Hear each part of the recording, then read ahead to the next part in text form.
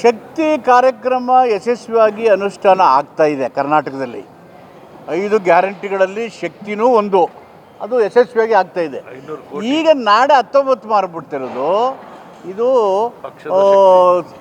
ಅಭಿವೃದ್ಧಿ ಕಾರ್ಯಕ್ರಮಗಳ ಶಂಕುಸ್ಥಾಪನೆ ಮತ್ತು ಅದರ ಉದ್ಘಾಟನೆ ಕಾರ್ಯಕ್ರಮಗಳು.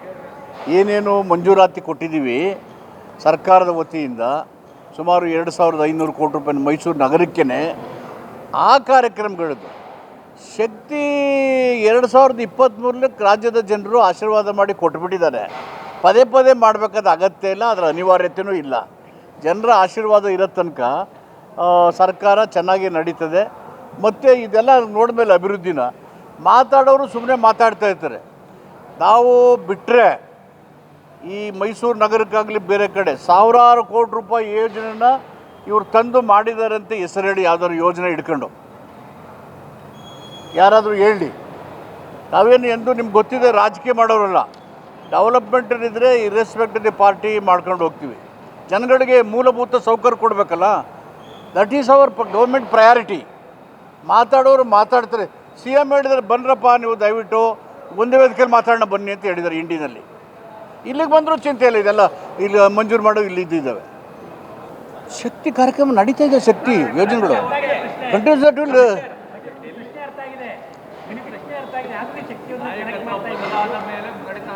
ಇಲ್ಲಿ ನಾಯಕತ್ವದ ಪ್ರಶ್ನೆನೋ ಅದಿಲು ಬದಲು ಪ್ರಶ್ನೆನೋ ಶಕ್ತಿ ಪ್ರದರ್ಶನೋ ಇವ್ಯಾವೂ ಅನಗತ್ಯವಾದಂಥವ್ರು ಇಲ್ಲಿ ಅವು ಯಾವೂ ಇಲ್ಲವೇ ಇಲ್ಲ.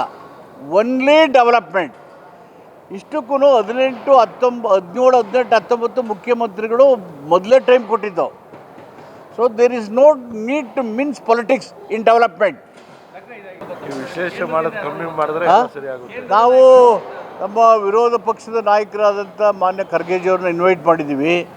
ಅವರು ಬರೋ ಸಾಧ್ಯತೆ ಬರ್ತಾರೆ.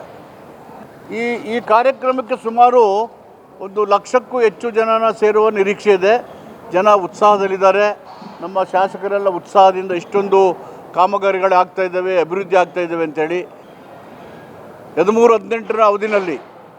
ಹೀಗಾಗಿ ನಾವು ಅಧಿಕಾರಕ್ಕೆ ಬಂದಂಥ ಎಲ್ಲ ಸಂದರ್ಭಗಳಲ್ಲಿ education, health, Ayurvedic institution, social welfare, roads, ನೀರಾವರಿ, ಈ ರೀತಿ ಎಲ್ಲ ಏರಿಯಾಗಳನ್ನು ಕವರ್ ಮಾಡಲಿಕ್ಕೆ ನಾವು ಪ್ರಯತ್ನ ಮಾಡ್ತಾಯಿದ್ದೇವೆ. ಮೈಸೂರು ಒಂದು ಮಾದರಿಯಾಗಿ ಅಭಿವೃದ್ಧಿ ಆಗಬೇಕು, ಉತ್ತಮವಾದಂಥ ಸೌಹಾರ್ದತೆಯ ನಾಡಾಗಬೇಕು ಮತ್ತು ಎಲ್ಲ ಜನರ ಮೂಲಭೂತ ಸೌಕರ್ಯಗಳನ್ನು ಈಡೇರಿಸಬೇಕು, ಪೂರೈಸಬೇಕು ಅನ್ನೋದು ನಮ್ಮ ಸರ್ಕಾರದ ಉದ್ದೇಶ, ಸಿದ್ದರಾಮಯ್ಯವರ ಆಶಯ.